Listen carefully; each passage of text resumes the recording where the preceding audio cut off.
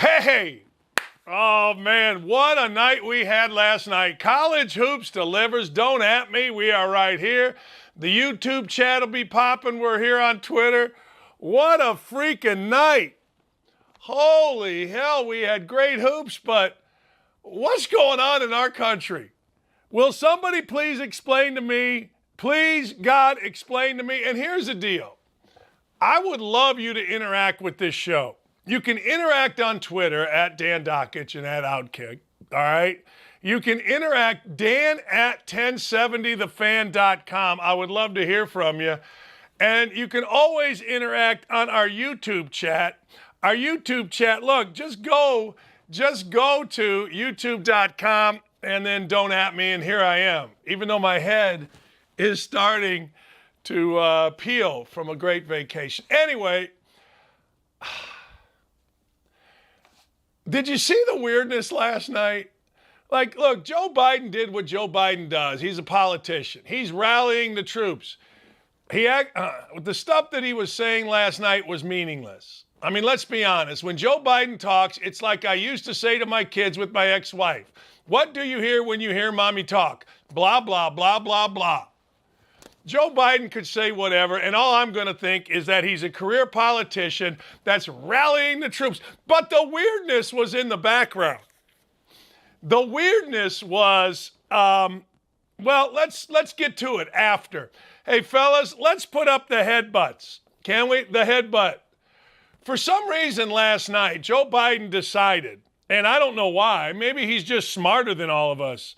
Maybe we're all not as smart as him. I don't know. But he can headbutt and we can't. Joe Biden threw a couple of headbutts as he was leaning in. I don't know if he fell asleep. I don't know what he was. But I know this. In the world of all of you defending Juwan Howard, these women could have overhand righted Joe Biden because he touched them. He headbutted. You're not allowed to headbutt. He headbutted. What is he doing? Like, what could you possibly be thinking? I got an old sports writer. I'm not going to say his name because you never heard of him. But an old sports writer, shocking enough, the most liberal of us. They're so left, they don't even have a right shoe. They call both of their shoes left. But what in the hell is Joe Biden? You see it. What is he doing headbutting some woman? And it's not the only time. He's leaning in and then he headbutts. Like, I know that Trump was a maniac. I get it. But God dang, I mean, I don't think he headbutted people after he gave a State of the Union address. What the hell is this? And I got a guy, this old sports writer, that says, oh, that's nothing. He was just leaning in. I'm 59 years old. I've never leaned in. I mean, I got knee pain. I got a fake hip. I got all kind of stuff wrong with me, but I never leaned into a woman. Are there any videos of Joe Biden headbutting a dude, leaning in on a dude? What are we doing in this country? And then, I don't know which way her mouth was going. I don't know. Hey, look, and I get it. If you say anything, then you're a sexist, but Nancy Pelosi is off limits to sexist. You can't not make fun of Nancy Pelosi. I'm telling you, it's physically impossible to not make fun of the ridiculous plastic surgeries, the ice cream in the fridge. You can't. She's the gift that keeps giving. And if Saturday Night Live wasn't such a douchebag show, they'd be making fun of her every day, every week. But we get it. Our media doesn't want the left. Look, I'm not left or right. I just make fun of all the idiots. All right, let's put up Pelosi. Pelosi, for some reason, in the middle of it, goes combination crazy old lady and chipmunk. You can say crazy old guy, too. But she happens to be a woman. She goes chipmunk on us. I think she soiled herself. I do. I think she wet her pants. She, for some reason, decided to get up and do something. I don't even know what she did here. It's unbelievable what these people do. And we defend it.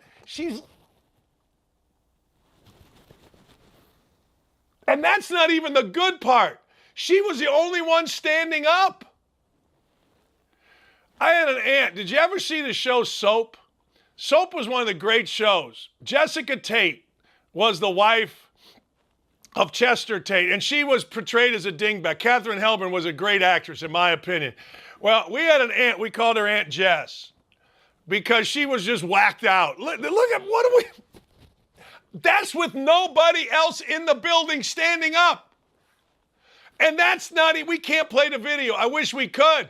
Go to my Twitter feed. The video is up. It is the most unbelievable. And people actually defended this shit last night. Jim Reed says, drinker of the house.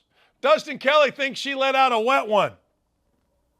Sean Black says, whatever Pelosi did will be the new dance for high school kids. What are we doing? Our president gives an incoherent speech talking about the Iranian people. He just talks. I wish he could do something. I wish he would. I mean, why didn't Russia, if Trump was so in bed with Russia, why didn't Russia invade Ukraine when Trump was the president? Because they would have had an ally. I don't know, man. Is Dan going to make fun of Republicans too? See, there's a guy on here named Ed Rogers. Ed is one of those dudes that no matter what, it always comes back to Trump. Trump hadn't been in the White House in 2 years. This is our guy. 81 million votes voted for headbutt.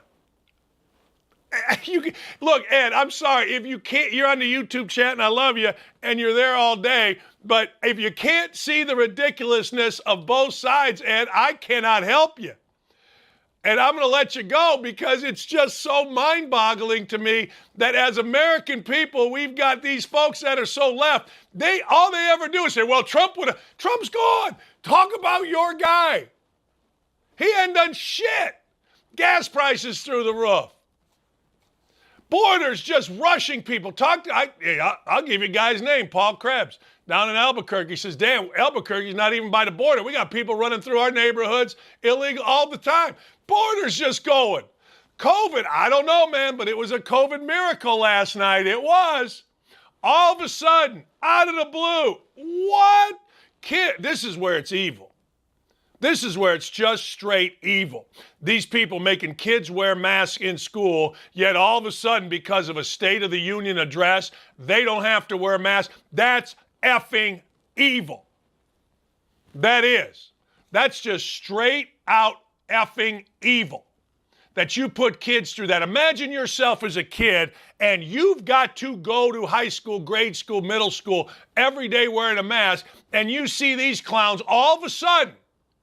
Like 2 days ago, I showed you the video or showed you the picture of Trump's of Biden walking in a field by himself with a mask. And, all of a sudden, because these idiots are going to get squashed in the midterms, no masks. That's pure evil.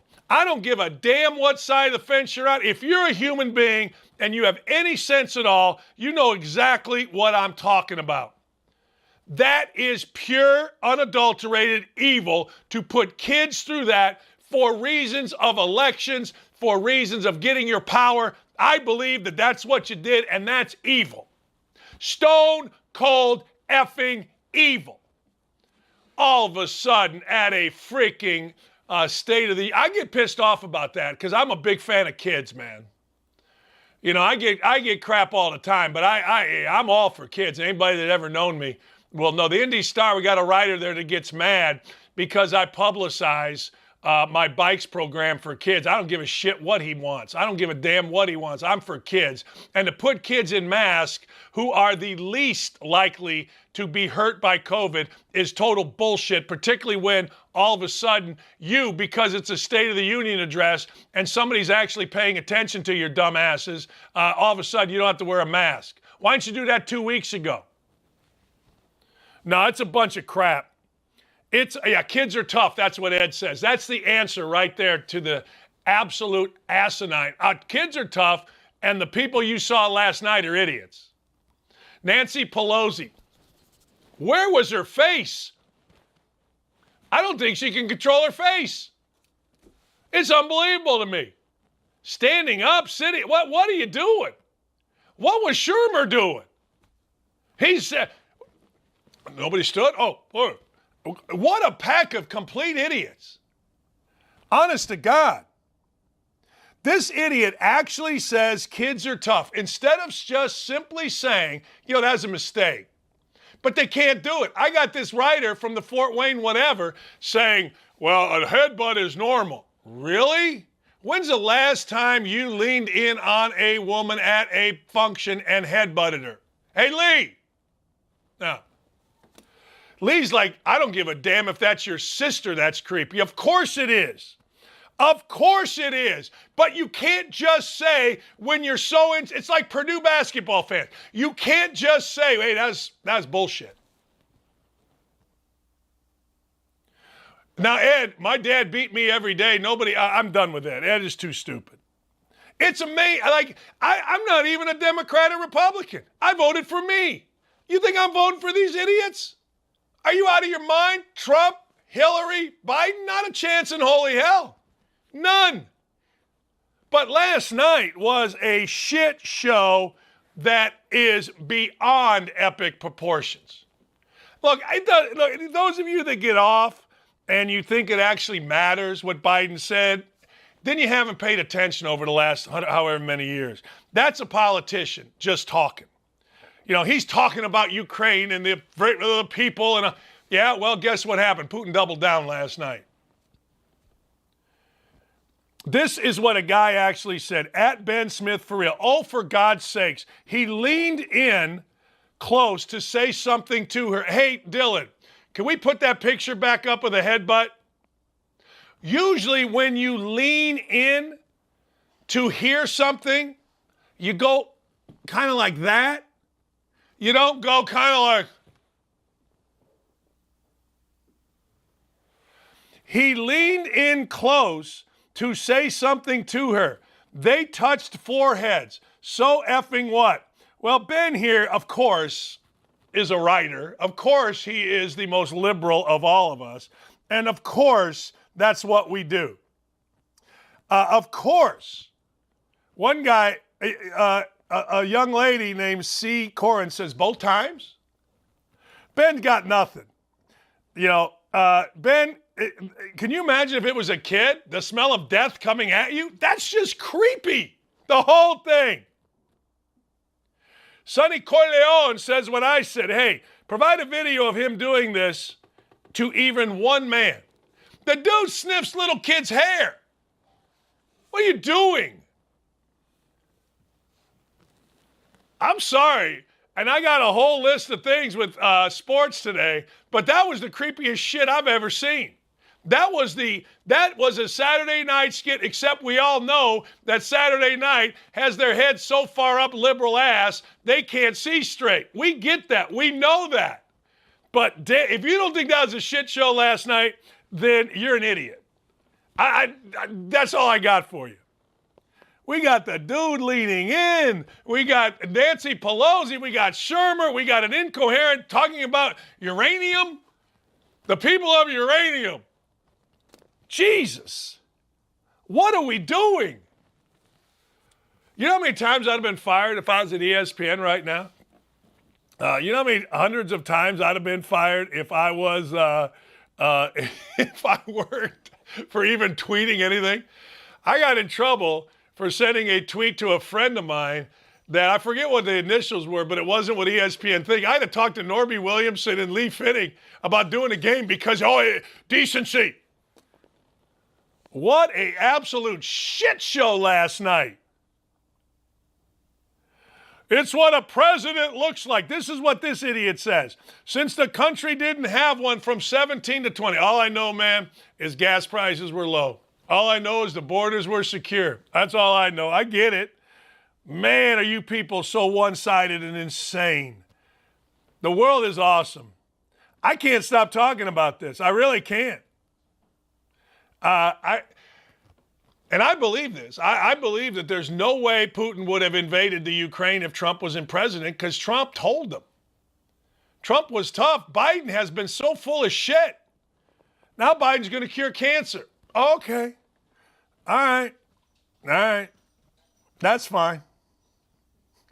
Did you see Maxine Waters? Maxine Waters so pissed that Biden stumbled out of his mouth that they're going to fund the police. Maxine Waters looked like she shit herself. In fact, I think Maxine Waters did shit herself. She'll be mad, though. She'll try to get somebody out of first class so she can sit there. Oh, man. Last night was awesome. Last night gave you so much. And, you know, it's shows like ours that have to tell the truth.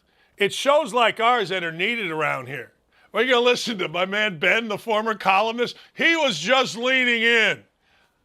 Where do we get these people? And when did all this start? Well, Trump. That's, you know, you're going to have 8 million old white guys that are former sports writers or current sports writers on their deathbed. Trump! Trump! Trump! Trump! All right, last night, Major League Baseball canceled its first 2 series of the year. I'm not one of those that thinks Major League Baseball's dead. Just stop. You all want it to die because you think only old white guys go as fans, and that's just not true, man. What I see at baseball games is dads and sons and daughters and having a great time. So Major League Baseball, once again, can't get out of its own way. It has canceled at least the first 2 series. They're going to meet again tomorrow, and away we go. Players are going to say it's management. Management's going to say to players, all I know is this. If you're playing a sport and like Jose Altuve can make $134,000 per day, then you ought to shut up and go play. I mean, I get it. I'm wrong, and I have some friends that are Major League Baseball players. Rob Dibble came on my show, who's a friend of mine, and we all, you know, I'm all for unions and all that stuff. But at the end of the day, man, you're making $134,000 a day, and you're not the highest paid dude. You're not the highest paid dude. Some guy asked me last night, are you mad, bro? Yeah, I kind of am. I mean, I expect better from our people. I'm sorry, I'm jumping around.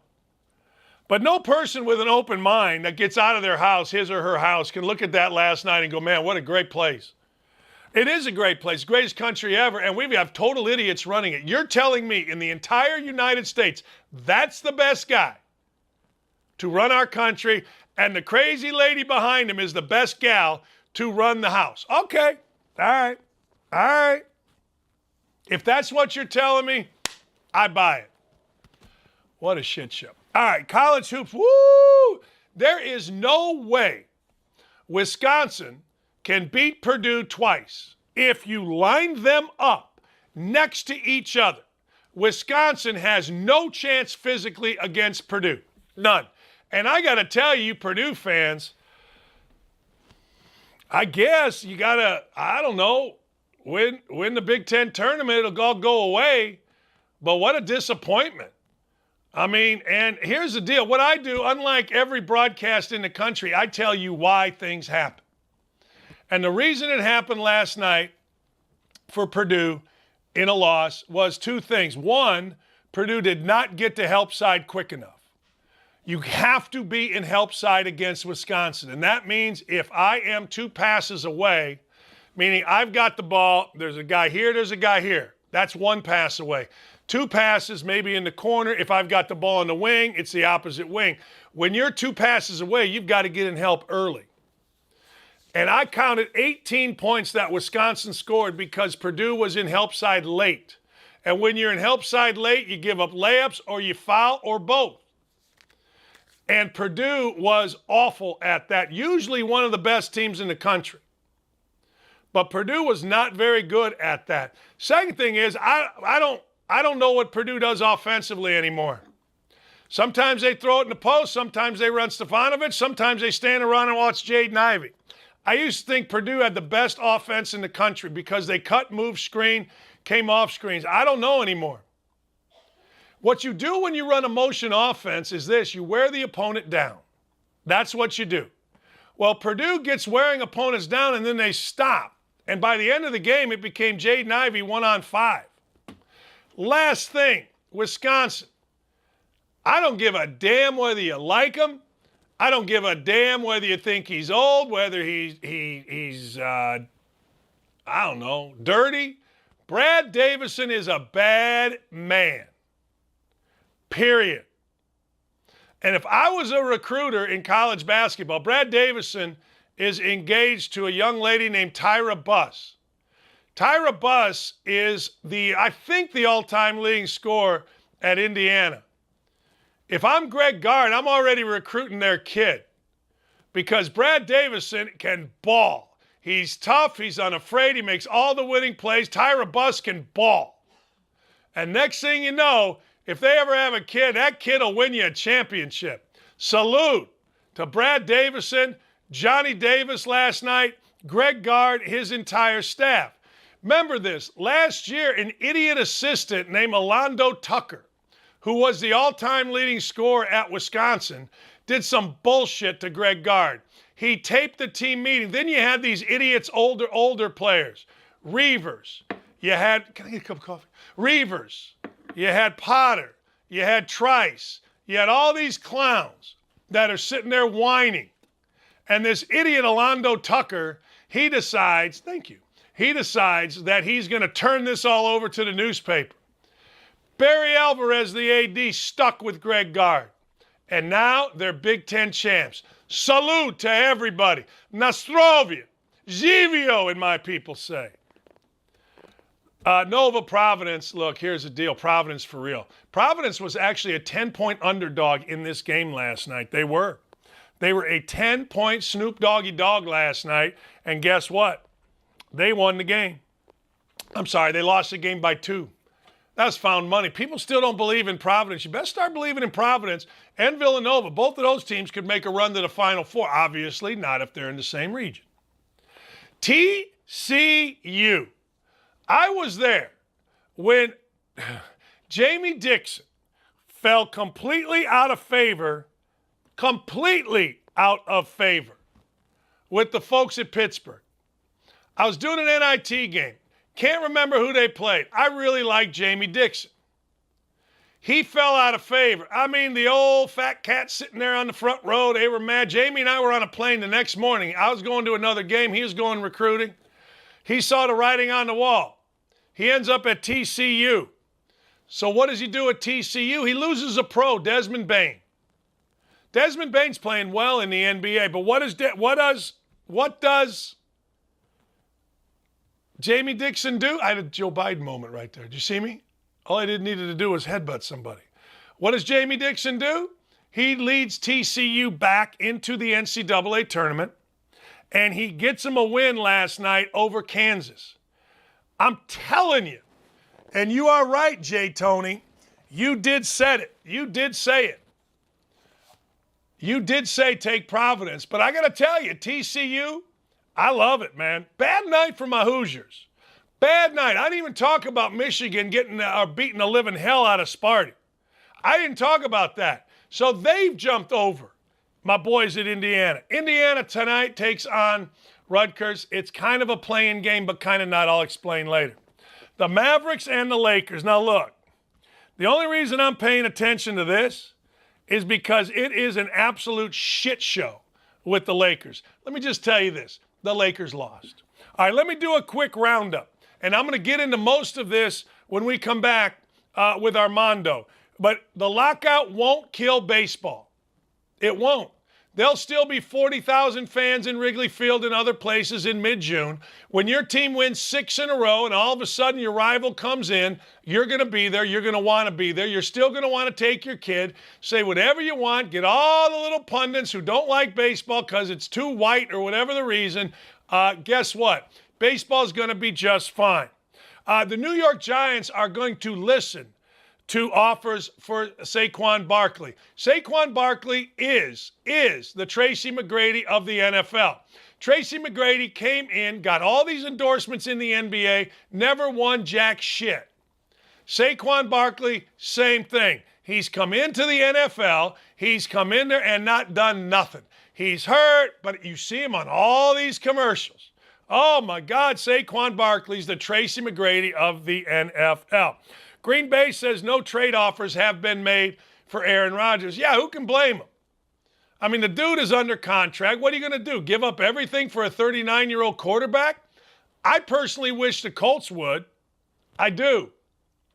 Later on today at 1 o'clock, I have Chris Ballard, the general manager of the Colts, on my show in studio. We do it once a year. I am the most vocal critic. In fact, I'm the only critic in Indianapolis anyway, of Chris Ballard. The Indianapolis media loves Chris Ballard. We got guys that write for whatever that thing is called, the Atlantic, whatever the hell it is. The Indy Star is in pocket with a bunch of 20-year-olds trying to write, but I'm the only one, so it could get contentious. And I don't understand why Chris Ballard and their entire staff, thank you, my love. I don't understand why Chris Ballard and their staff are sitting there throwing Carson Wentz under the proverbial bus. I also got to tell you, that's the first time I've ever used the term under the bus. I hate that term. You like that term? Nah. That sucks. Anyway, I don't get it. And lastly, the Biden State of the Union.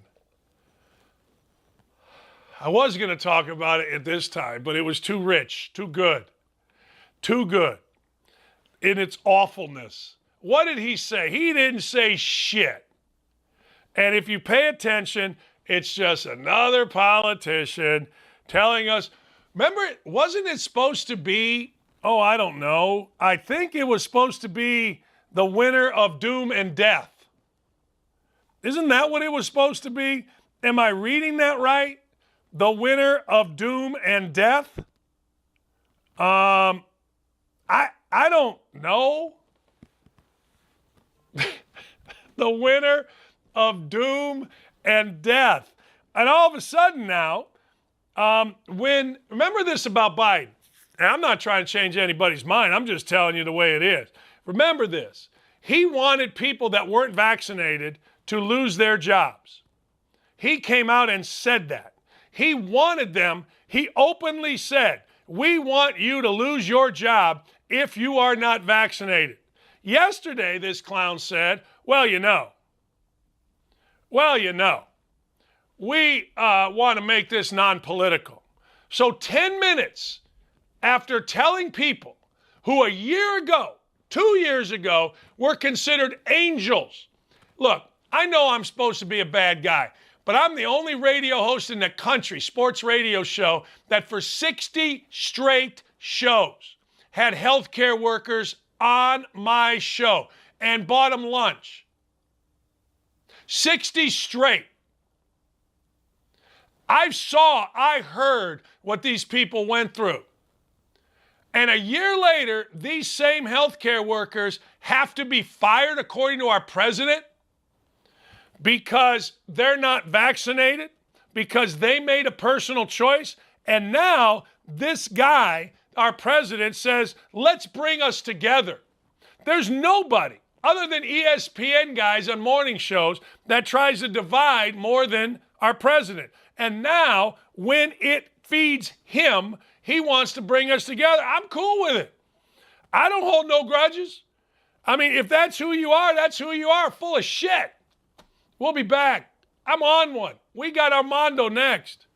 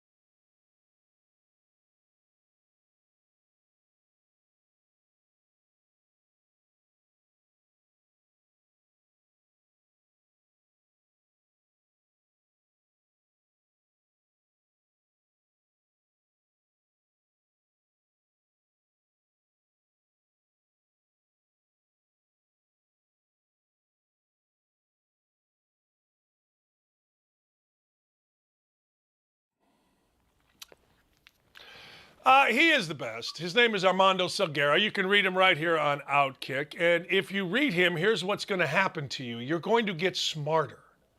Now, I don't know what else I can say, but you're going to get smarter. He could write a book about my feet and you'd get smarter because you're listening to Armando Salguero. Hey, let me go. Are you ready? Let's go. Combine stuff. I'm ready. ready. Here we go. Ready. All right. What can the New York Giants, who are apparently listening to offers for Saquon Barkley, number one, what can they get for him? Number two, you think they'll trade him? Yeah, so a scout asked me that question yesterday. And by the way, Dan, a scout for another team. So if Saquon Barkley is indeed on the trade market, which is what Joe Schoen, the general manager of the Giants, basically said yesterday, I'm thinking, probably at least a fourth-round pick. You got to understand, he's only signed for 1 year, so it's really a rental. And it's an expensive rental because it would cost whatever team that he's joining $7 million, which is a high price for a running back. But if you're a team that thinks it's a running back away and you think that he's explosive and better than you can get in the fourth round, or maybe even the third round, why not him?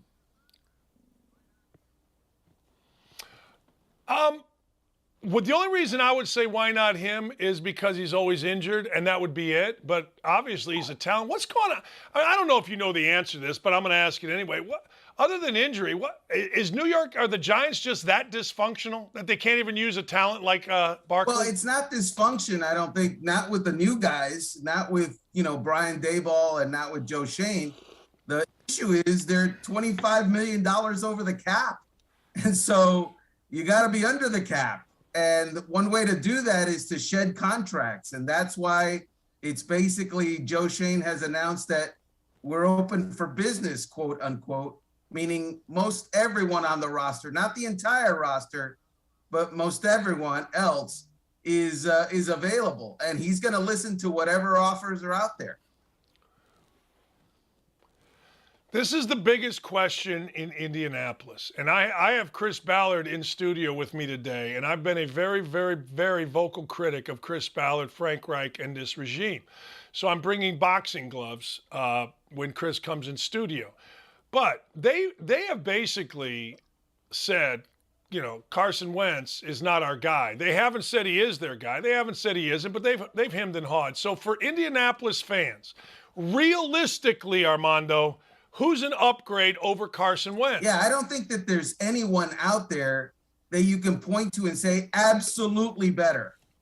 Tom Brady is not there, by the way. Joe Montana's not coming back. There's not going to be guy. Neither, by the way, is Andrew Luck, unless they know something that no one else knows, including Andrew Luck. The problem with the Colts right now and Carson Wentz is we're 2 months after the season, and they're still talking, Dan, about doing an evaluation on Carson Wentz. Now, I was born at night, but not last night. And I know that it doesn't take 2 months to do an evaluation on the quarterback you had in-house for the last year. That evaluation has sailed down the river. It is done. And the fact that they're not saying that he's their quarterback means he's not their quarterback. Simple as that. And it means that they're going to try to upgrade. But obviously, you brought up the great question. Who's that upgrade? Maybe I don't know that it's a guy like Jameis Winston or Mitchell Trubisky. It has to be a veteran because that team is a veteran team that is ready for the playoffs, were it not for their problems at quarterback. Armando, let me go a couple names for you. In your mind, is Jimmy G an upgrade?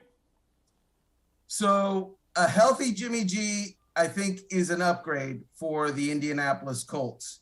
But I'm not sure that that's the guy that they have in mind, because you got to understand, first of all, he just had shoulder surgery yesterday. So that's one thing. He's not going to be working for the next 2 months. Number two, when you're planning to get rid of your quarterback, you better have someone in mind that you know you're going to get. Jimmy G is signed with the San Francisco 49ers. They have to trade for him. And that means they have to possibly beat out someone else. That means they have to meet San Francisco's price. The way to know that you're going to get someone typically is those nod and wink kind of agreements with free agents that get done right here in Indianapolis.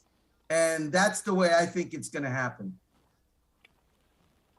Let me ask you, sometimes I'm going to go back to the evaluation that you said, and this is not only the Colts, but this is other teams as well.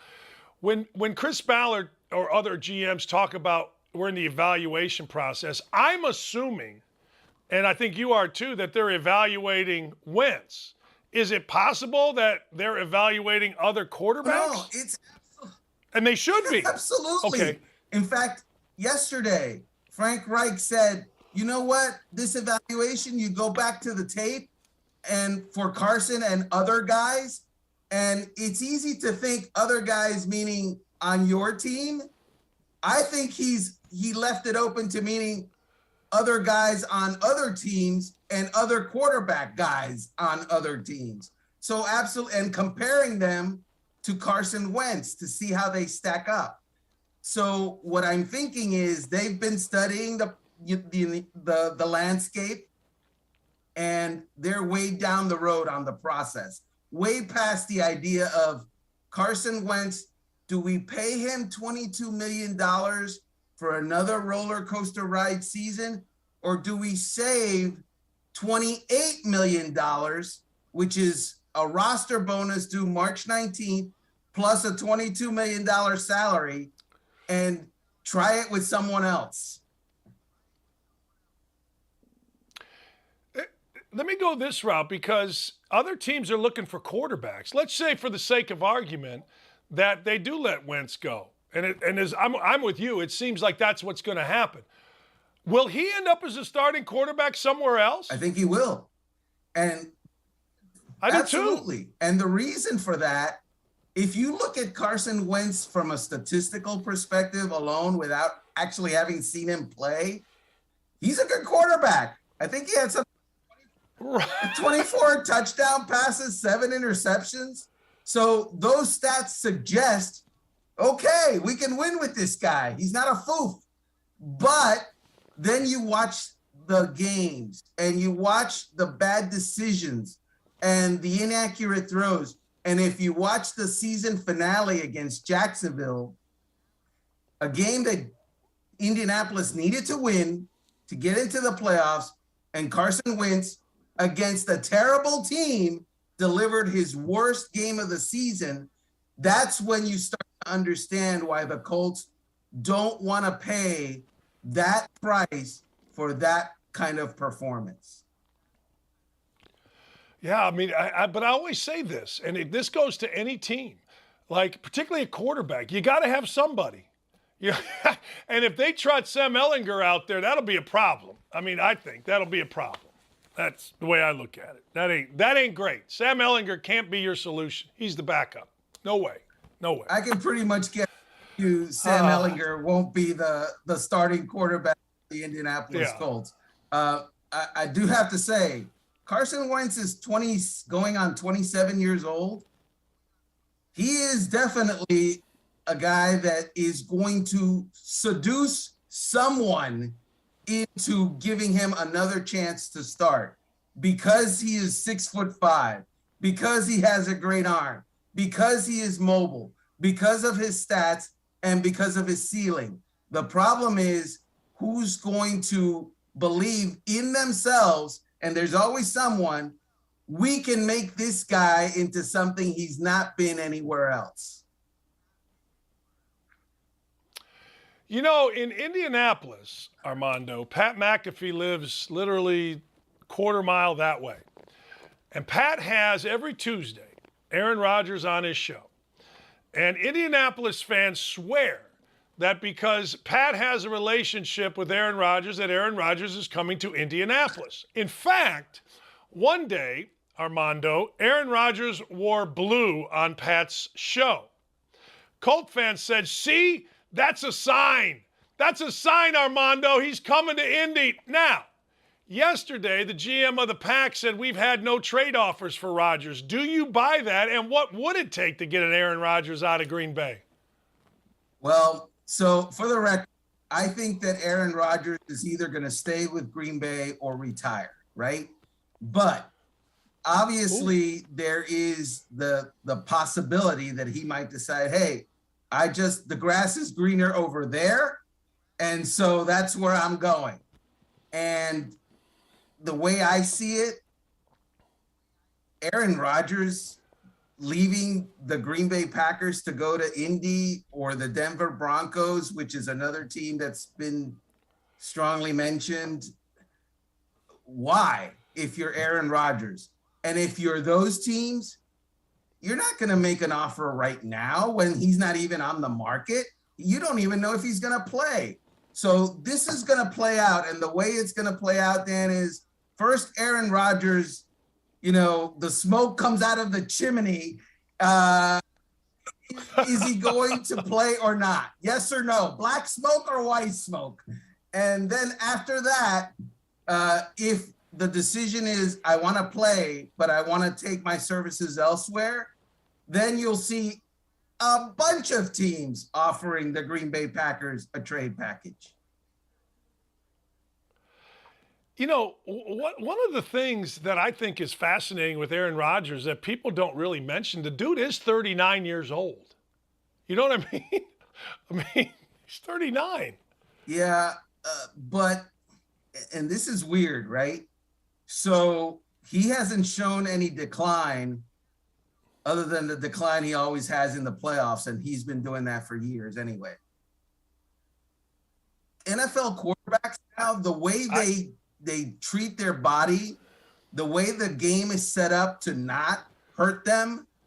Tom Brady proved you can play into your 40s. And I'm not saying Aaron Rodgers is going to play to age 44, but Ben Roethlisberger, who abused his body for years early on, he played until he was 39, 40. So, and Tom Brady played until he was 44. The idea is that I think that at his current level, Aaron Rodgers could easily play 2 or 3 more years. Yeah, I know it. And I think Brady and Breeze, those guys made it okay, right? And to your point, yeah, I think you're absolutely right. I don't disagree at all with what you're saying about that. Look, what is the buzz? Who's the number 1, number 2 pick? And would you keep the number 1 pick if you were Jacksonville? Right. So I wrote about that on Outkick this morning. Here's the problem with this draft. There's no great elite pick-me quarterback, right? And so the number 1 overall pick value is not as high as what it would be if there was a quarterback, because typically the reason the teams want to go to number 1 or go up in the draft, especially in the top 5, is to pick a quarterback. Not that guy this year. There are some solid quarterback prospects, but I'd be surprised if any of them go in the top 3 or 4. So, and maybe even the top 5. So what Jacksonville is going to end up doing is looking around the landscape and going, well, nobody wants a chance at an offensive tackle. Nobody wants an edge rusher this high because there's a lot of them. So we're going to have to pick somebody. And I think they either go one of 2 directions. They either pick a guy that helps keep Trevor Lawrence upright, or they pick a guy who makes the other team's quarterback go down. That's the way you win in the NFL. You keep your guy upright and you make the other team's guy go to the ground. Are there any names? Is anybody like really good? I know the kid from Oregon people talk about. I mean, but when I look at this draft, I say, all right, you can take the kid from Michigan. What's his name? Hutchinson. What's his name? The kid from Michigan. Yeah, Hutchinson. Yeah, you can take him, but I mean, look, as a first pick, does he really excite you? Is he a Bosa? I don't know. Is Pickett the number one quarterback? Is he good enough? I don't know. You know what I mean? There's nothing there this year, which is very weird because it seems like every year there's a lot there in the draft. You know? I think the word you're looking for is blah. And it's a blah as far as, star power is concerned. Now, obviously to these teams, they think Aiden Hutchinson, he's a star. He's going to be our star. And they get all excited about it. Or if the Jaguars go with Evan Neal, the offensive tackle from Alabama, who, 98% of the audience didn't know existed before I just mentioned him. I didn't. They're going to love him, and they're going to think he's the guy that's going to help us go forward because now, Trevor Lawrence is not going to be running for his life on every down. But the fact of the matter is the draft, while deep, while good and solid, no star power. It just isn't there this year. There isn't three quarterbacks that are going to go 1, 2, 3 that everybody knows about like last year. There isn't like an Andrew Luck generational talent. It's not this draft. But that may be a way for Jacksonville to trade the pick and build a roster, build some depth within their roster, because let's be honest, you're not missing out on something great, at least at this point, right? Yeah, but to trade it, someone's got to want it. And again, that's true. Most teams are going to go, well, let's see, are we going to go up there and get an offensive tackle or a good defensive end? Or are we going to stay right where we are and get an offensive tackle and a good defensive end?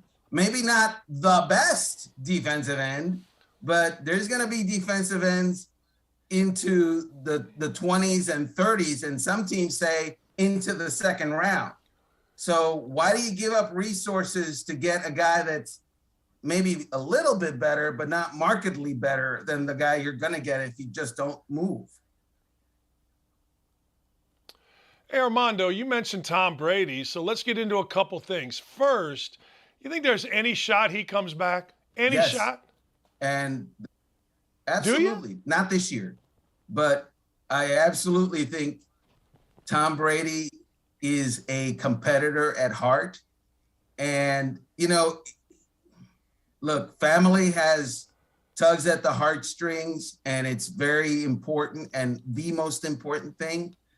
But after a year with them, my guess will be that football will be tugging at his heartstrings too.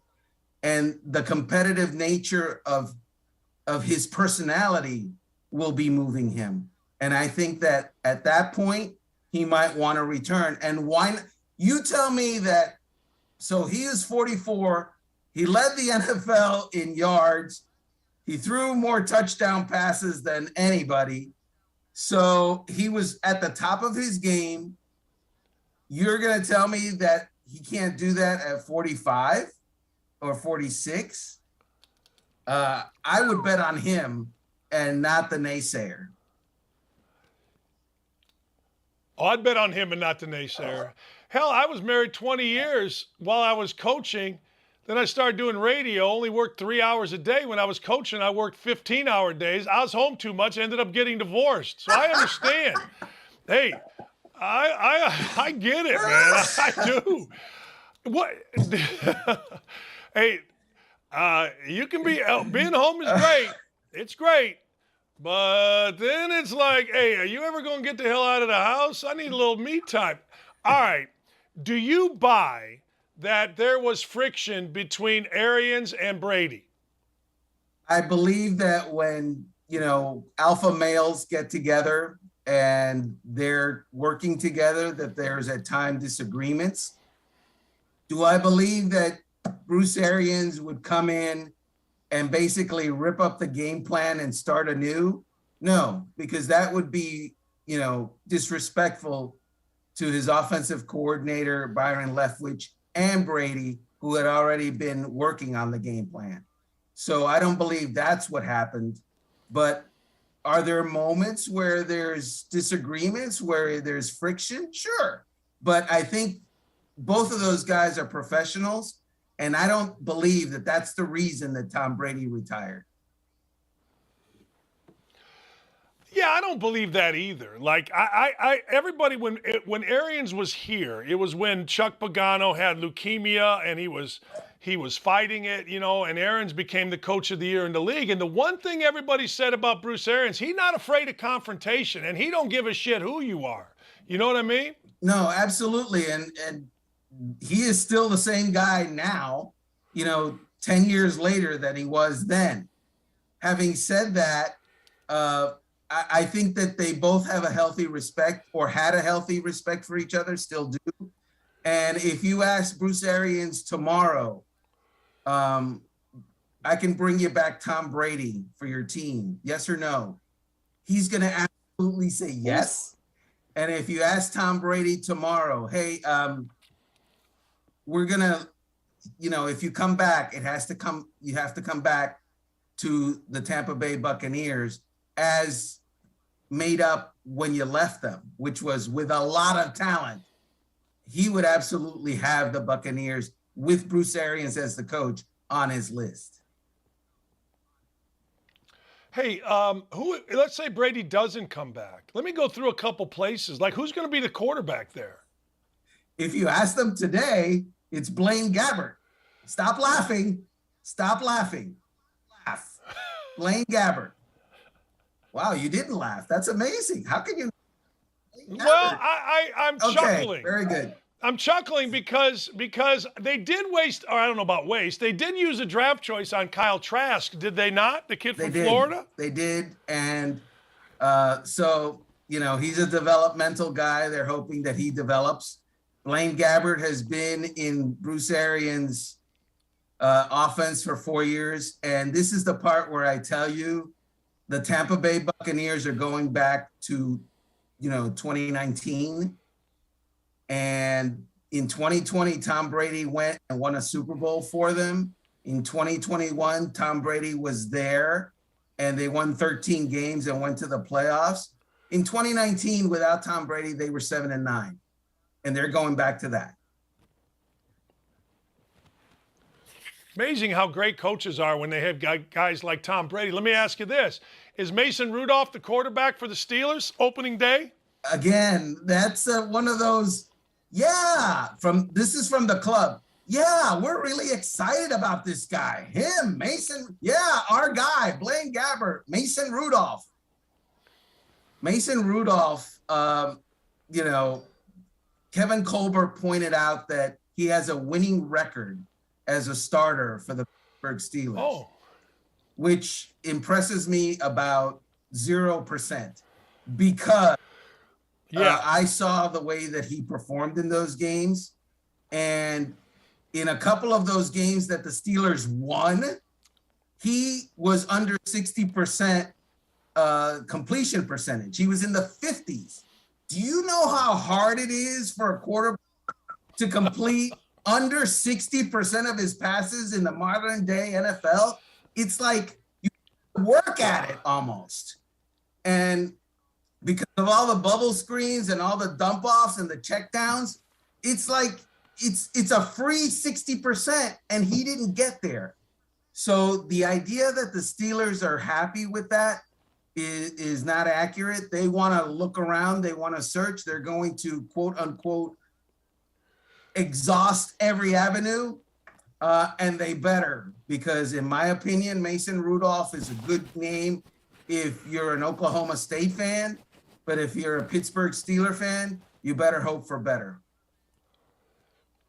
What about Denver? Because a lot of people talking about Denver, right? For what's his face, for Aaron Rodgers? Yeah, they think that they're going to get Aaron Rodgers. And I would tell you, okay, good luck with that. First of all, there's other teams with more draft capital than you. Second of all, my guess would be if Aaron Rodgers really wanted to pull a, you know, I'm out of here type of move, I'm thinking he wants to go to the 49ers. I'm thinking that he would like to be with a team that is championship ready, were it not for their quarterback, and that's 49ers. And I'm thinking that Aaron Rodgers in the AFC, let's see who is good in the AFC. The Bengals have Joe Burrow. Kansas City has Patrick Mahomes. The Bills have Josh Allen. In the NFC, Tom Brady just retired. Does Aaron Rodgers want to go to the AFC, or would he prefer to stay in the NFC where he is now the man? I'm wondering if the guy that went on Jeopardy and is a calculating person would think like that. Oh, yeah, he would. So, you think? oh, absolutely. Absolutely.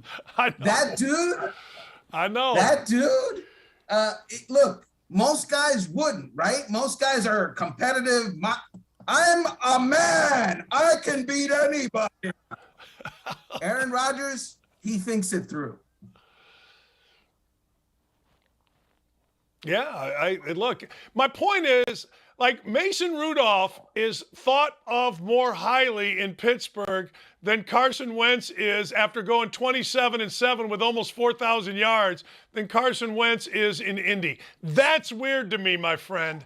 That is weird. Very, very, very weird to me. Just saying. Just saying. Very weird. Yeah, very weird. And if I'm a Pittsburgh Steelers fan, don't bet on. Look, if Mason Rudolph goes to camp as the starter of the Pittsburgh Steelers, someone didn't do their job in the Pittsburgh Steelers front office. That's the best way to put it. Hey, my man, I appreciate you, Armando. Thank you so much. Great stuff. Great stuff as always. I knew it. It always is. You're the best. Thank you, sir. Armando Salguero is one of the, if not the best writers that you're going to find on the NFL. He's just absolutely terrific. And if you get a chance, go follow him on Twitter and you'll get all the information, and it's updated. I mean, he continually updates stuff. Now, I'm going to be right back. Allison Williams, America owes Allison Williams an apology. It does. We'll be right back with A-Dubs next.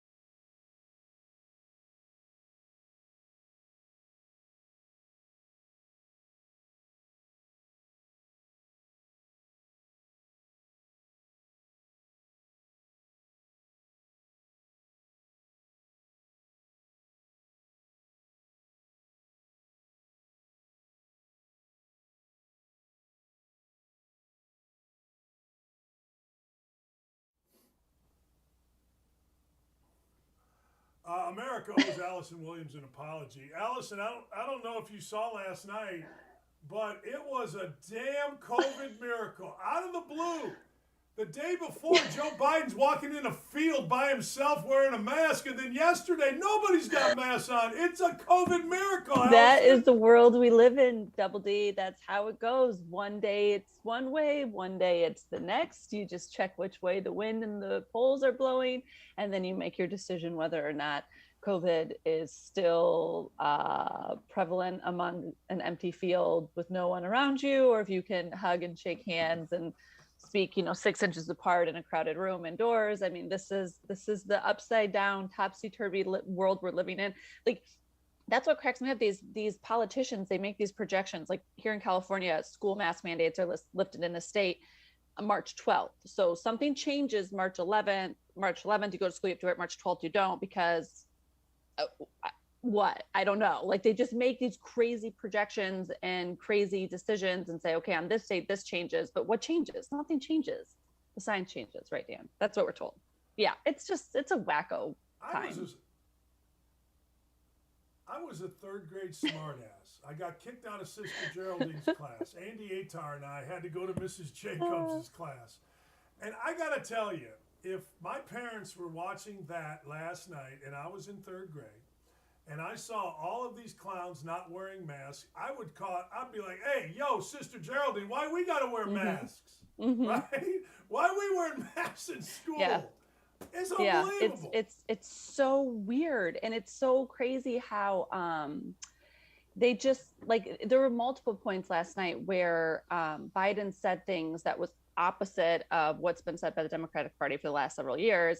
And they all rally around it, like fund the police, right? Like, when did that become the messaging point of the Democratic Party? And everybody celebrates it and stands up and applauds, and the masks are gone, and it's like, oh, we're celebrating all these things. And it was so confusing. And my husband and I were watching it, which first of all says something, right? Like, the State of the Union was must-see TV last night. Like, I couldn't wait for this thing to come on. I've never felt that way. I'm not really into politics, but I was like, I got to see how he's going to spin this thing, right? I mean, things are a disaster. And we're watching it, and we're both looking at each other like, but that's not true, right? It was like, if you just say it, it's true. That's what it felt like just say it and it's right. True. Okay. And then if you say it enough, everybody believes you, nobody questions it, because that's the world we live in and you're not supposed to. Oh, it was so weird. I don't understand though, the juxtaposition from 2 days ago versus last night though, you're right. That just really, like, it was so in your face at that point. Like, how do you even reconcile these two images of him, walking across the lawn with a mask on, and then last night hugging, shaking hands, mingling indoors? Like, yeah, I don't know how people justify it anymore. I just don't. I just laugh now, honestly. Did you see any of? Let's go Biden first. Did you see him falling forward and headbutting women last night? I missed that. I read about it this morning a little bit. I totally missed that. That was like one of many weird moments, right? I just felt like everything was off, uncomfortable. The Pelosi, this thing, like, what was that? That was so weird. Okay.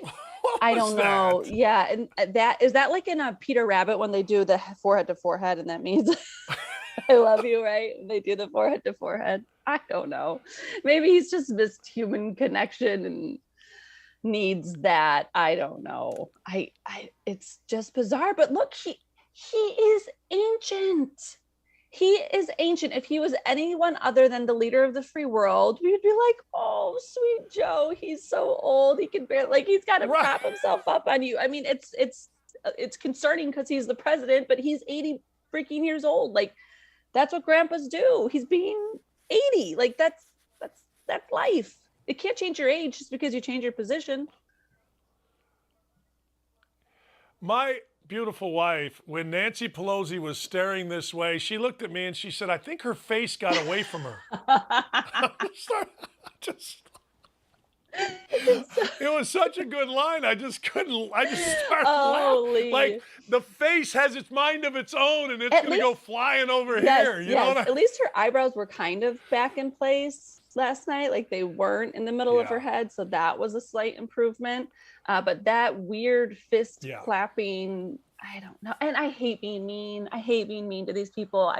This is not like, I don't enjoy making fun of and ridiculing people, but I just feel like they kind of deserve it. I do too. And, back to your point, I kind of think that if you're on the right side of the media, and I'm going to equate this to sports too, whether you're a coach or a general manager or an owner, whatever, if you're on the right side of the media, I think anymore, we can go by what you just said. If you say it, it becomes true.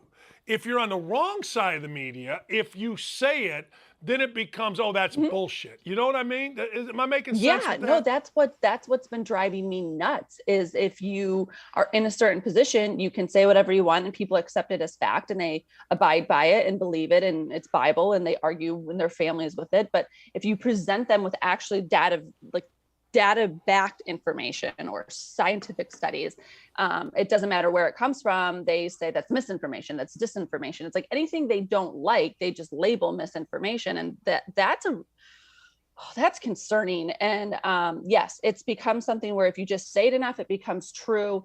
And it was that way for the pandemic of the unvaccinated, right? For safe and effective. They just repeated it and repeated it and repeated it. So people repeated it and it was just true. And there was never any, hey, since this time, these are the numbers based in these places. There's none of that. It was just simple talking points that were repeated and people heard over and over and became programmed to believe. And it was Bible, it was done. And if you questioned it, you were censored or blocked or shamed or ridiculed or labeled, any number of derogatory things. And that's been the most infuriating part of the last year plus, because you watch these mainstream, like legacy media outlets, and they say these things and there's no backing it up and there's no expectation to back it up. It's just taken for granted. Like, yeah, of course they're saying it and it's true. And I feel that way. Like I've been, I don't know, the way I view things now that I see and hear on television is so completely different than it was 3 years ago. I mean, my trust has been completely eroded in our regulatory agencies and our media outlets. And to the point, like even with this Russia-Ukraine thing, I'm like, I don't know what to believe. I don't know what's real. I don't know what's Photoshopped. I don't know what's taken out of context. I don't know what's being presented to present one side of the story. And it's carrying over. So I think there's going to be long-term ramifications of the last 2 years that we've just lived in when it comes to the trust people have in their politicians and their regulatory agencies and in the mainstream media. I believe that the whole mask thing last night was in response to Democrats getting the shit kicked out of them, or at least seemingly. We could all go to sleep like we did the last time, and all of a sudden the election changed. I get that, but Allison, I said earlier on the show, if that is in fact, all of a sudden we're not wearing masks, and all of a sudden, we're keeping kids or in schools, we're not having mask mandates anymore. I think it's pure evil. I think if you are doing this for political reasons, it's pure evil. Now, I don't. Well, I'm with you. I don't. But I'll tell you this: I didn't see Fauci last night. I haven't seen Fauci in a long time. I mean, here is the thing: if they presented us with information that was consistent and said this is what we're basing it on, but it changes, right? And then they just can slightly manipulate a few things, and then it looks like the numbers look this way. They can say, okay, well, who's hospitalized with COVID instead of, because of COVID, which people have been asking for the differentiation, for 2 years, but they were deniers and all that. Yes. So yes, but I think you're right, because there isn't anything else you can point to and say, this is why they're changing it at this time, other than you had the State of the Union coming up. He wanted to announce, that they have defeated COVID and that they have been victorious and their efforts are working. And then you've got an election cycle coming up. They're seeing the numbers. They're seeing people are fed up. I don't know what else this is a reaction to, if not that. Here's what's interesting to me, though, Dan, is like, how are you going to unweave this from people's minds? Because there are certain persons in this party, the more vocal ones especially, who still want to wear masks and who still think they're necessary. And I see them all the time here outdoors, like Biden walking around with a mask on. So this has become so intertwined with being a Democrat now, that how do you break that from from certain people in your party and say like, no, it's okay now because they have been programmed. And this is like, it's virtue signaling. And I remember a while back, I saw somebody comment on Facebook and it was like, I wear a mask because I don't want to be mistaken for a Republican. And there is such an association now between wearing your mask in public and the way you lean and the way you think. Like even my own nephew said, yeah, it'll be interesting to see at school who still wears a mask after the 12th, and you'll kind of know which way they lean and which way they vote or think or whatever. And it's like, yeah, you're right. It's become such a virtue signal, and it represents so much more than what it did initially, and kind of where you stand and how you're aligned. So it's going to be interesting to see how they kind of navigate this as they try to tell people like, no, we're good with you not wearing a mask now. Isn't it amazing? I mean, seriously, wearing a mask determines who I am and what I believe. I think people are just idiots anymore. I do. I'm sorry to say it that way, but I just think the stupidity. There are automatic assumptions made about you, whether or not you are wearing a mask. Automatic. Yeah. It's weird. Yeah, hey, assume whatever you want, but I'm not. I mean, I got vaccinated because I had to work. My wife, I think I told you this last week, went into Athleta. They told her everybody that was vaccinated didn't have to wear a mask. She's not vaccinated, so she had to wear a mask. She said, hey, I'm out. I'm gone. They begged her back. Now she's back, doesn't have to wear a mask. I mean, the whole thing is such crap. And let me make something clear, Allison. You and I aren't saying COVID isn't real. Nobody's saying that COVID hasn't killed people. No one's saying that. We're just discussing common sense and logic. Yeah, and how to navigate your way through it and how best to protect yourself and to be smart about it. That was the one thing I was waiting for last night. So when he went on his little unity segment of the State of the Union, and he talked about, seeing each other as Americans again and stopping the divide. And I kept waiting for him to say, instead of the vaccinated and unvaccinated. Like I thought, okay, are you gonna do that after you went and wished? Because I think it's still winter, right? We're technically still in winter. Like this is still our winter of death and devastation for the unvaccinated. So are you gonna come back now and take that one step further and ask for that unity? Because that's what people have been begging for from the beginning, is like can we stop this yet another delineation of the division with your vaccination status and the segregation that we're seeing in country or in counties and cities and restaurants. Your administration did that and allowed that and tried to force more of it within the workplace. So I kept waiting to see if he would, in a call for unity between those two groups. And of course he didn't.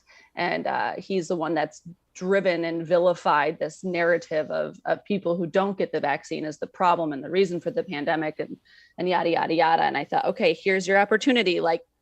Let's walk it back now and acknowledge, because the science changed, the data changed. We all know different things now. And he still, of course, did not do that, which I didn't expect. But I was curious when he started talking about unity. Like, okay, all right, Mr. President, are you gonna acknowledge this division that you have driven within our society? And of course, no. But I guess I should have known.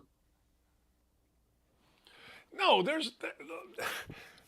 there are two places that have to have division, and you do not need to comment on the second. The first one is the political realm. The second one is ESPN and morning shows. If you don't have division on those, all you got to do is watch those morning shows, and it's every morning. If Jalen Rose doesn't have division, he's got nothing. I mean, zero. Yeah, but yes. You know what I mean? But they don't want division on the own set, because everybody has to think the same way. They all have to, you can't have a true counter opinion on that set, because that would make things uncomfortable if your narrative was actually challenged.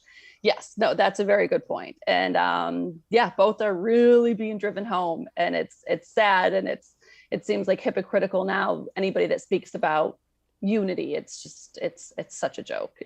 I don't know. All I know is this: I had 60 straight days. I know I'm a bad guy. Google me, people. You'll see I'm a bad guy, misogynist, the whole. I'm horrible. But I did a horrible human being. 60 straight days. I had healthcare workers on my show at 1:30. Eskenazi Health. We worked with them just to explain. This is when the pandemic first started.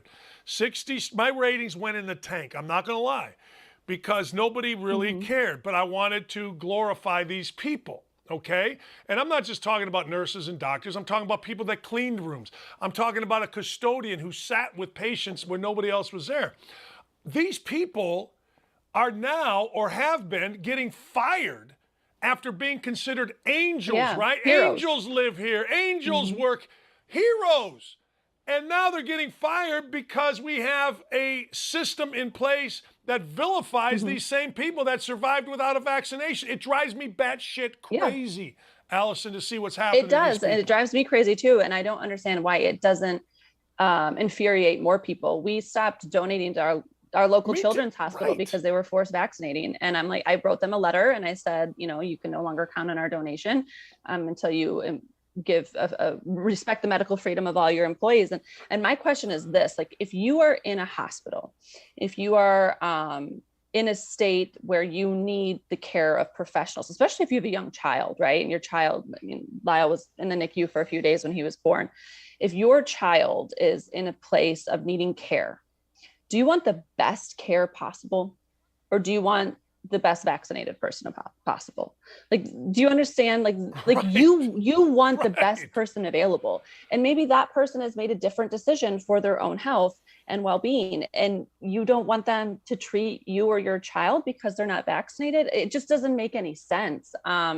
And I think it's sad, and people have completely lost sight of, you know, and then, but that's another delineation people drove, right? Like this whole essential versus non-essential. Everybody is essential. Everybody's role plays an essential part of what happens in this community. But those people are on a different level. Like they literally save lives, and they risked their lives when there was very little information about this virus. And they did so willingly, and they did so out of the sense of service that they have within their hearts.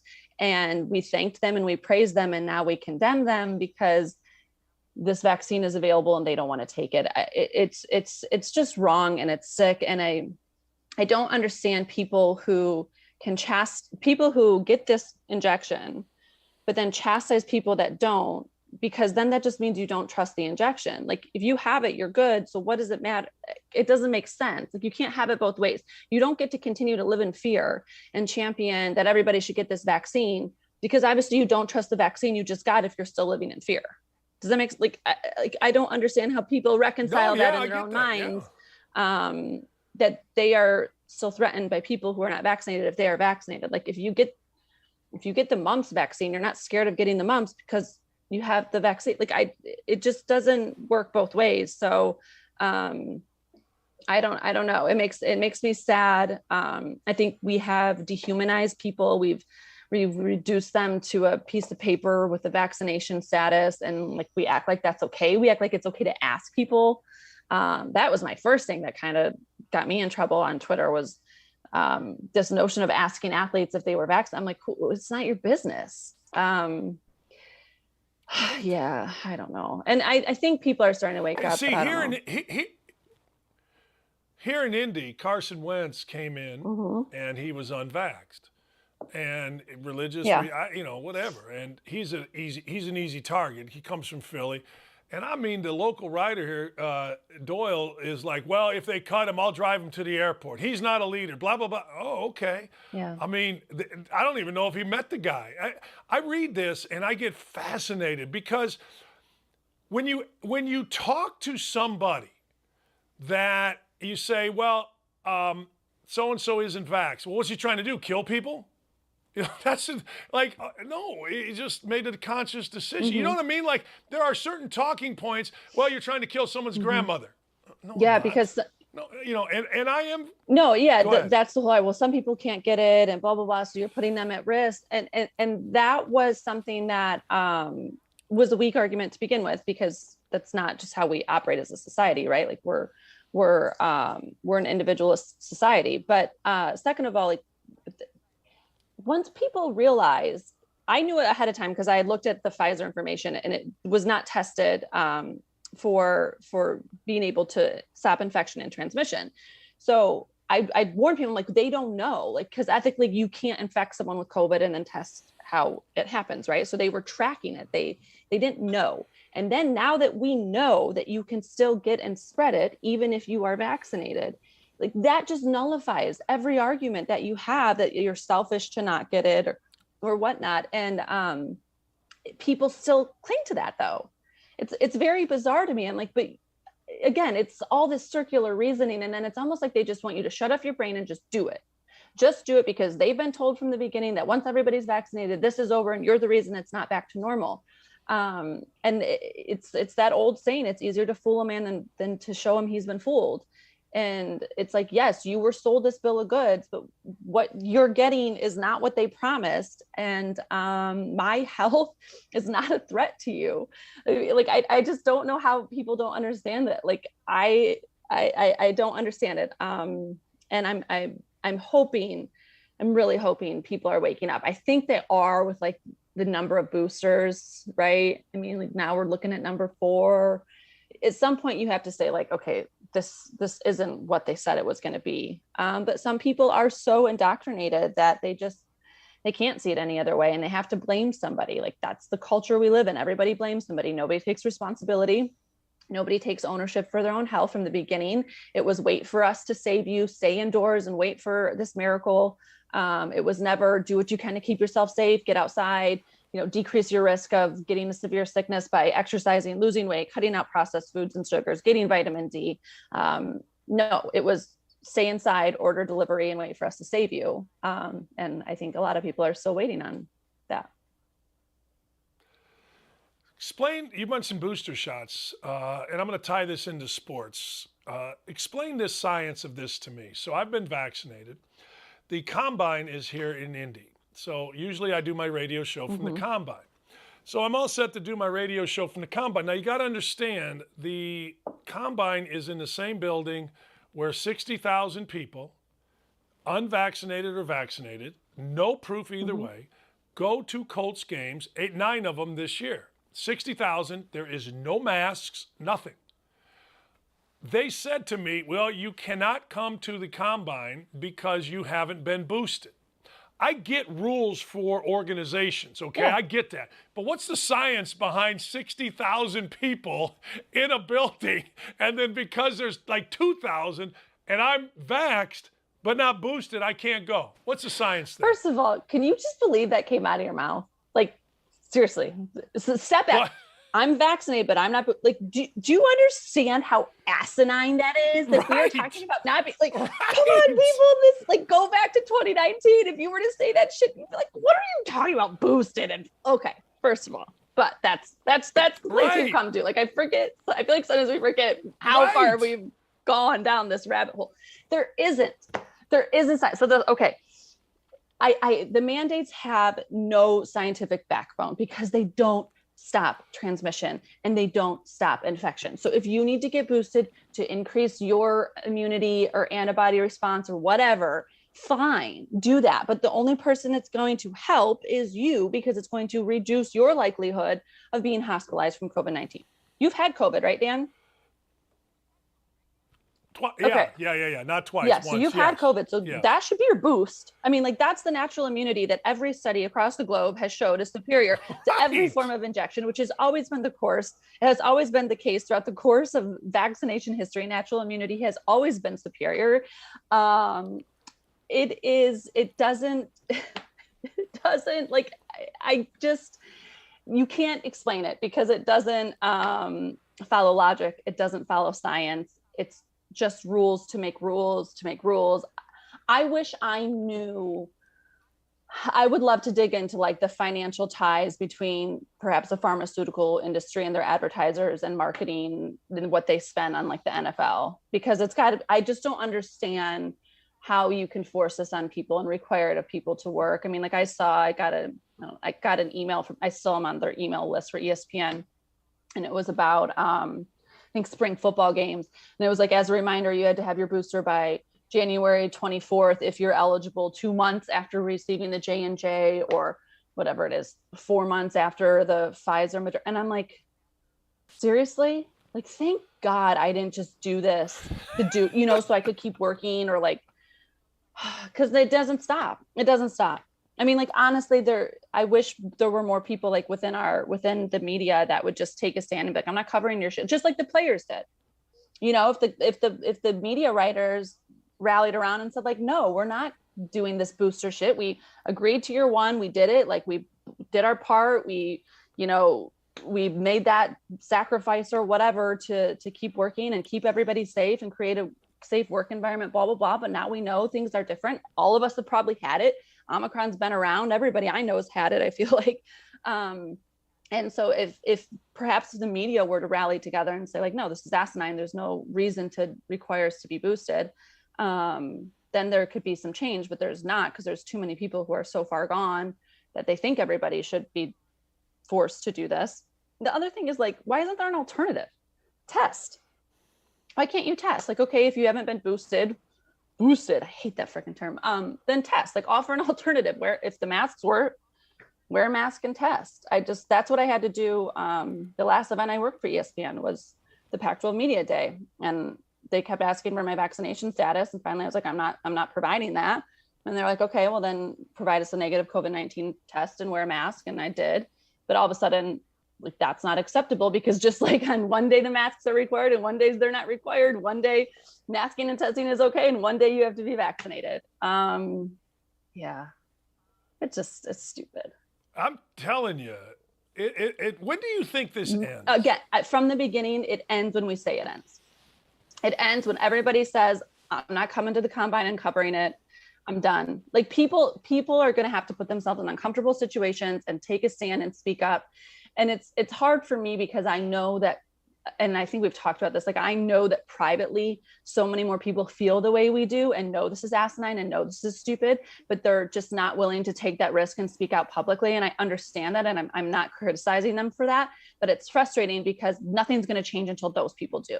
And to the people that are texting you and I on the side, like, yeah, this is bullshit. Can you believe this? Can you believe ESPN's doing this? Can you believe the NFL is doing this?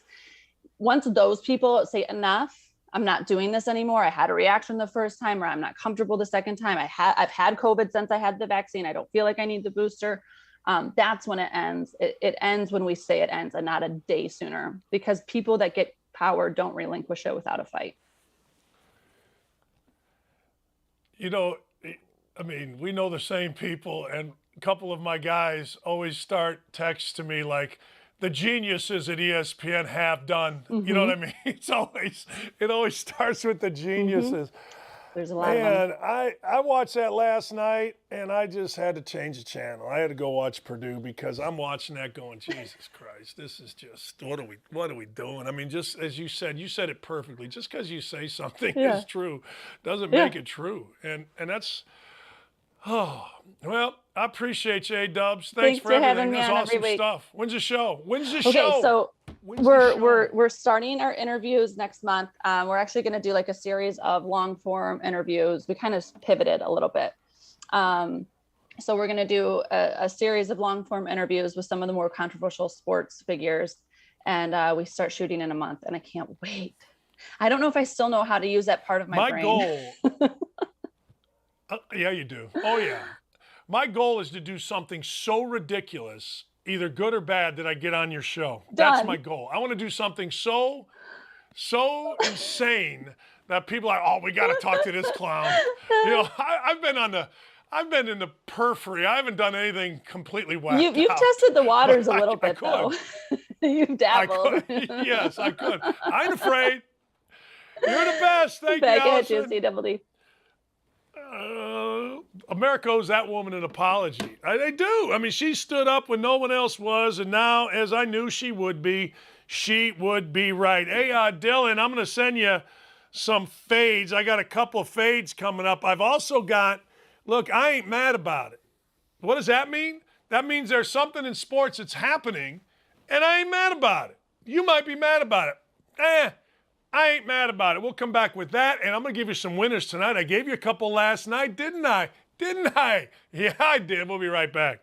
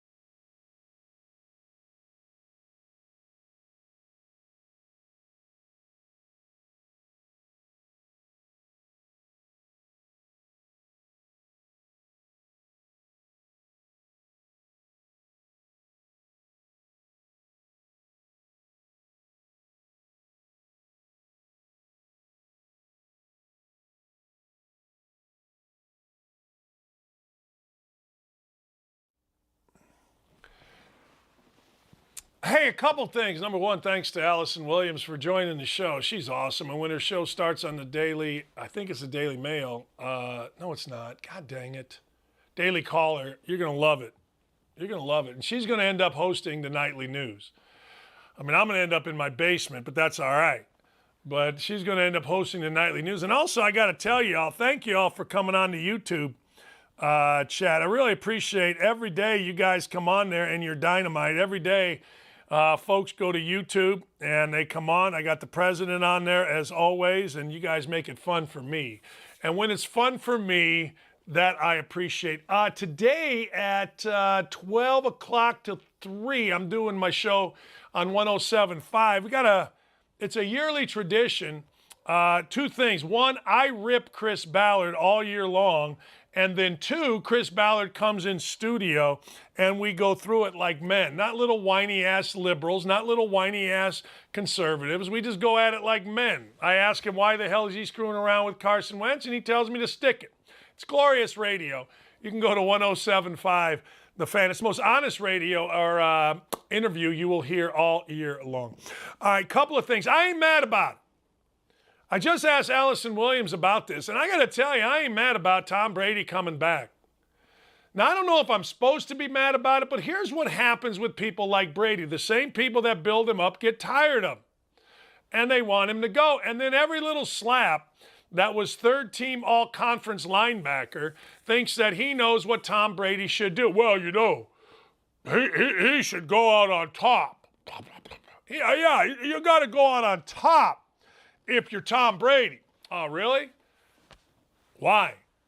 And leading the league in touchdowns and everything else isn't going out on top? I don't know.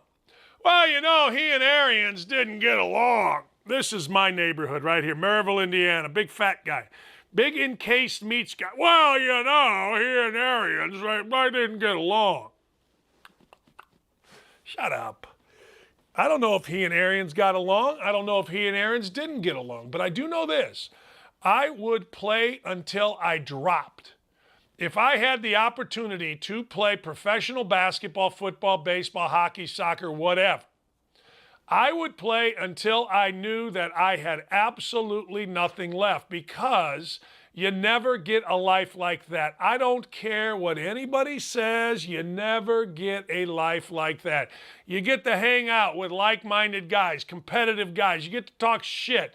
You're the leader of an entire building, of an entire organization. Yes, Tom Brady has the TB12 stuff. Yes, he's got 8 million things going on. But you can tell already that Brady wants to do stuff. He's starring in some, I don't know, kind of reality-based sitcom. He's wanting to do. Like you want to do. Sitting around sounds great. Like 2 days ago, Monday, I could not wait. I did 5 hours of radio. I'd been on the road Friday, played golf, drank Saturday, and spoke. Saturday, played 50 holes of golf. Had more vodka than I've had in my life, maybe, with my boys. Had a great day. Sunday got up and spoke. Sunday flew home. Got home at 2 in the morning. Did this show. Monday, by about 4, I'm done. I want to take a nap. Well, guess what? By about 5:30, I'd had enough. I got to go do something. There are certain people that can nap, can hang out. I am not one of those. Brady does not appear to be one of those. I totally understand it. Totally, completely. So the truth of the matter is, I ain't mad if Brady wants to get the hell out of the house. Well, I'll tell you what, Dan, if I had Giselle at home, I would never leave. Shut up. The hell you wouldn't. Or maybe you wouldn't. Maybe you'd like to lay around and nap all day. I can't do it. I cannot do it. Not even a little can I do it. Period. Sean McVay not going to the combine. Now, here's the deal. Sean McVay, it is a new way of building a team. The new way is, screw these draft choices. Let's get some guys in here. When Urban Meyer was on our show on Mondays, he said that very thing about Jacksonville. Hell yeah, we got to take Trevor Lawrence. But let's get some real guys in here and let's load this roster with some guys, instead of waiting 2 years on a guy or two. Like here in Indy, everybody loses their mind over this guy, Kwity Paye. Kwity Paye's all right. But man, wouldn't you like to have had, I don't know, Von Miller? Maybe not in 5 years, but right now you sure the hell would. So I'm not mad even a little bit at a guy not going to the combine. Robert Saleh's not going to the combine. That dude ought to be sitting in the front row of the combine. That dude ought to be taking notes on which way guys part their hair. That guy ought to be following guys into the shower, Robert Saleh. He needs information. He needs dudes. He should be there. I don't know what his deal is, and I don't care. The Jets are for another morning show. We don't talk about the Jets, McCarthy being fired, or much about LeBron James's feelings on this particular day. That's for another network, another show. On this show, we just simply talk real, and I got to tell you, if I'm Sean McVay, I ain't going, you know what I'm going to? The film room. I want to find out which person on film can help me win another Super Bowl. Period. That's it. That's what I care about. I don't care about the rest of this crap. Hey, look, Slapdick Johnny can run a 4.40. Great. Good for Slappy. Don't care. Doesn't matter to me. Unless, of course, it becomes something that matters to me, and then you haven't done your homework and you didn't go to the combine. You know how this goes. But the way of building an NFL team is no longer from inside out, it's from outside in. And it is no longer paying our own, the old Grandpa Polian way. It is from getting the best playmakers that fit your particular team, and let's go.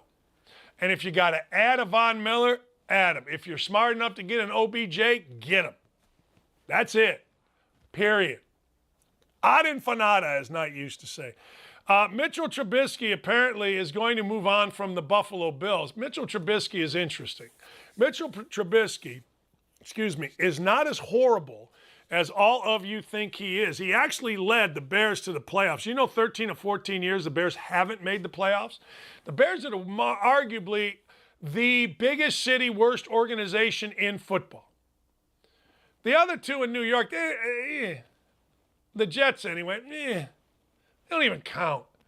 But the Bears are traditional. The Bears are a team that everybody in Chicago loves, and this new quarterback is going to be our best quarterback ever. I watched it when Gary Huff out of Florida came to the Bears. I watched it when Bob Avellini out of Maryland came to the Bears, when Mike Phipps was traded for, when Jim McMahon came in, when Doug Flutie was brought in.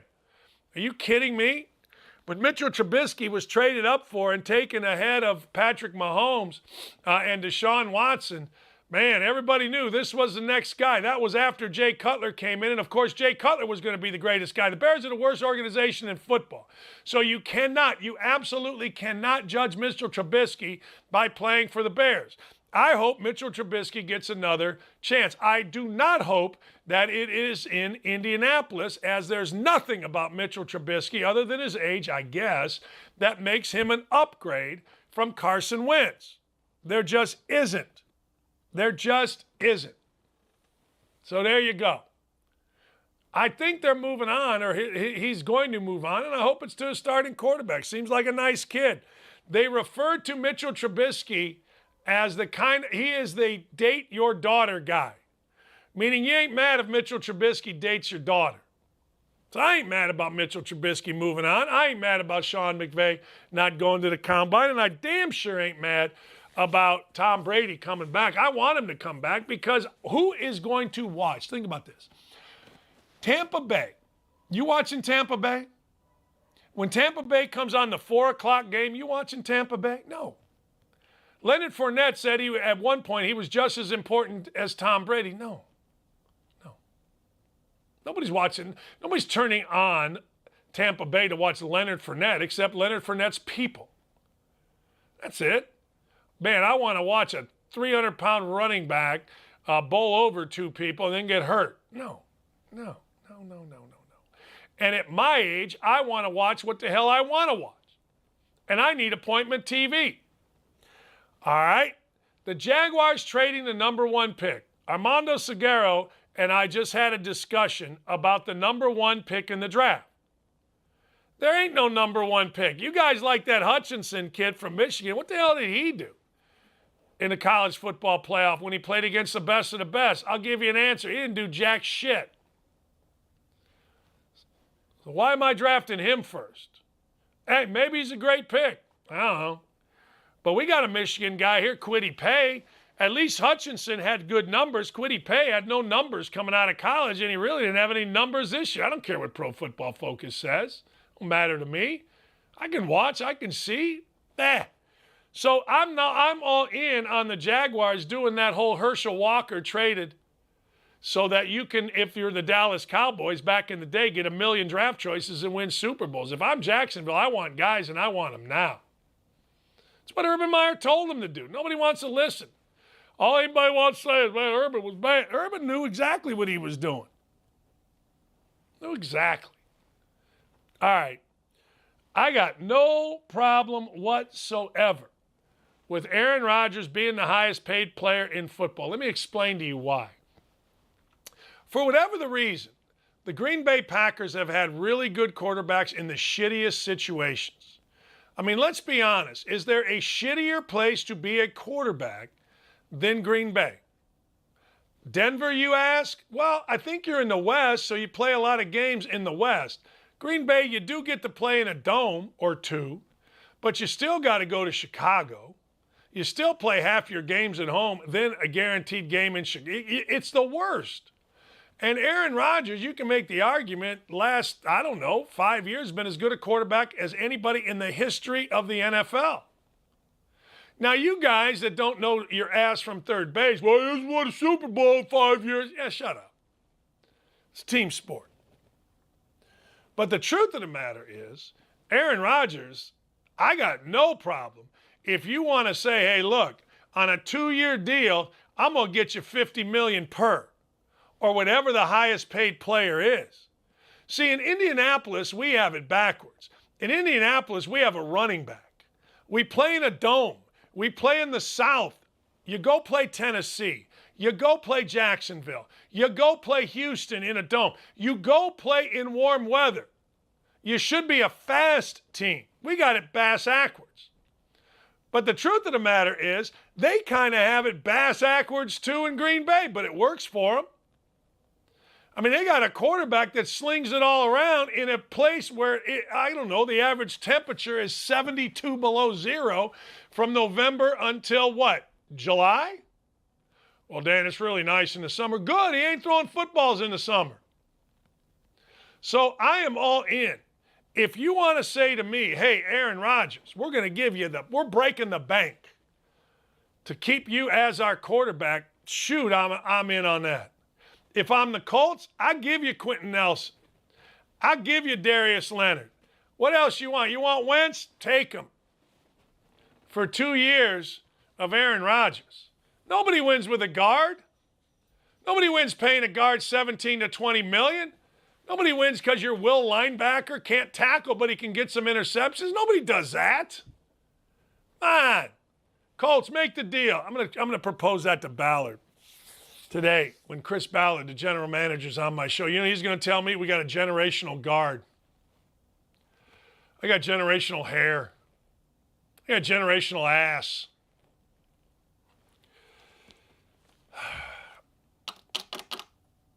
College basketball. Anderson Langford says, for a show that hates bitching and moaning, DD bitches and moans the most. I do. Hey, Dan, I know my ass from third base. That's MRC14. We need a petition to have Dan try CBD. Hey, look, I'll try anything. I've told you before. If you're driving around in pharmaceutical sales and you need a guinea pig, I'm your guy. I'm so tired of living in pain. I'm so tired of backs. I'm so tired of knees. I'm so tired of my hip. I'm so tired of all of it. I'll take anything. Hey, Lee. No, she's not here. You got it. I'll take it. Now, I'm not big on the opiate thing because I do know and I have seen the effects of the opiate crisis. So I'm not big on that. But the truth of the matter is, let's go. CBD, my ass. Throw some THC in that CBD, and now we're in business, people. Please. All right. Couple of other things. Let's get some fades going. Look at me. Come here. Look at me close. Look at me tender. Look at me nice. Look at this head. Look at this red head. Okay, look at all this. Look at this mess. This head is going to win you money. Tonight, in the Assembly Hall, some lady's name, Simon Scott or something, Assembly Hall. Indiana is playing Rutgers basketball. Let me tell you what's going to happen here. The line is 5. If you are a gambler, do this responsibly. I personally tonight am going to do it irresponsibly. I'm going to take Indiana. I'm going to give you the 5. I may not even watch the game. I may not even watch the damn game. Why? Because Indiana's going to be up 10 at half. If they're not up 10 at half, they'll be up 10 in the middle of the second half. They're going to cruise to a win, 10, 12, 14, and your toes are going to be tapping. This is not a win or get in scenario for Indiana or Rutgers, because if Indiana loses, Indiana goes and plays Purdue on Saturday or Sunday, whenever it is, and if Indiana wins that game, guess what? They're in the tournament. So the dummies all across the state of Indiana that are saying, well, this is a win or get in scenario, they just don't know. They just don't know. But I'm giving you one tonight. I'm giving you one. I'm giving you one tonight that is going to make us all rich. Now, the only way that this doesn't come in tonight is if somehow, some way, you hear that Race Thompson or Trace Jackson Davis or both are out and they're not. But I'm just telling you, this may be the lock of the century. Rutgers is reeling. I don't want to say what they did, but they basically, what's the right word? I don't know. They had their deal. They won 4 in a row against ranked teams. They've played a really tough schedule. They've lost 3 in a row, and they're going to get their ass kicked today. So take this bet. Don't bet too much, because I don't want to hear, well, I lost my house. No. But bet enough that you can have a nice dinner with your wife. The second one is Maryland against Minnesota. It's at Maryland. Now, you got to understand something. Minnesota is a complete train wreck. Indiana was up 27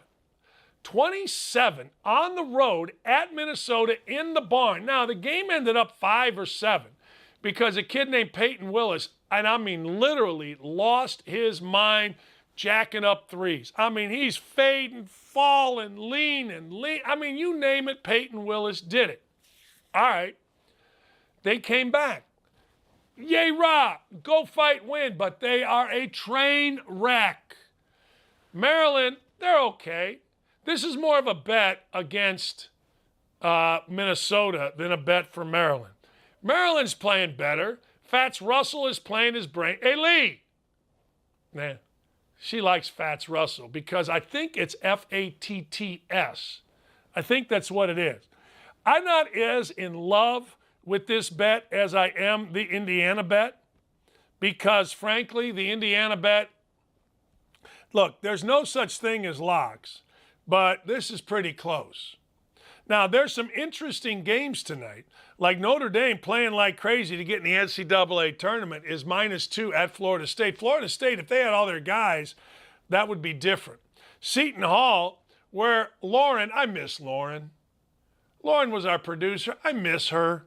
Lauren's Seton Hall Pirates are 13.5-point favorites against Georgetown. Georgetown will screw you because they'll keep playing hard to the end. So I'm not touching that. Clemson is -8 against Georgia Tech. I wouldn't touch that, not even a little bit. I might touch George Washington -7.5.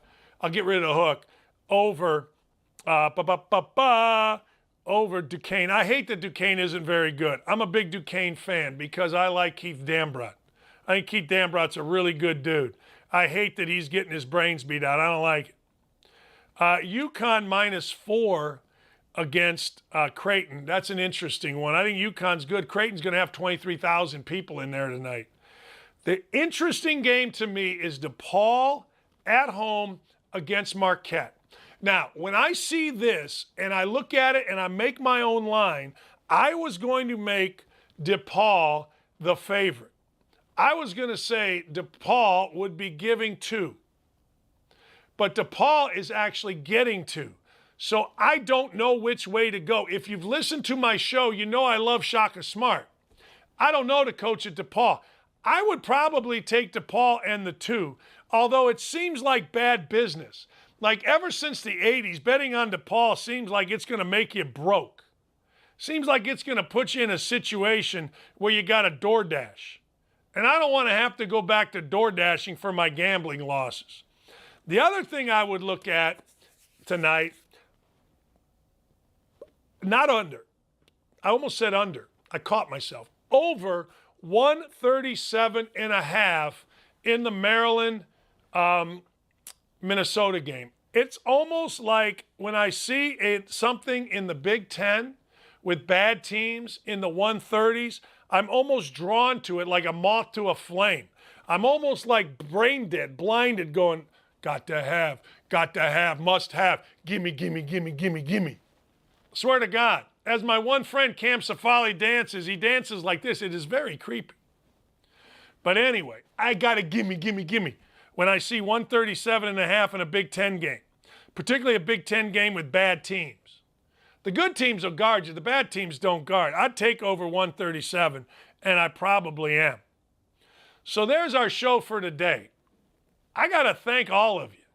Like even you, Mr. Rogers, who is completely whacked out on our YouTube chat because he can't get, I don't know what Joe Biden did to him. I don't know, but it must have been good. Because we got dudes on the YouTube, we got dudes everywhere that are just so in love with their parties, I don't get it. But I appreciate you listening every day. Today is the interview of the year in Indianapolis. Everybody looks forward to it. It is when I sit down in the studio with the general manager of the Colts, Chris Ballard. If you want to watch it, go to youtube.com, search me, Dan Dakich Show. There'll be about 500 people on there. I'll take some questions. If you want to listen to it, you go to 107.5, thefan.com, or wherever you get your stuff, you know, the Spotifys of the world, all those places, you can listen to it. It literally, I'm not going to lie to you, I've been at this station for 14 and a half years. In my 14 and a half years at this radio station, not one time has anybody advertised within our station, on our Twitter, on our wherever, that I'm doing an interview. Now, we've had, I don't know how many. We had Urban Meyer the morning after he won a national championship. We had Kay the morning after. We've had so many national champion coaches. It might be, for a local show, the greatest interview list in the history of radio. But this is how big this show is today.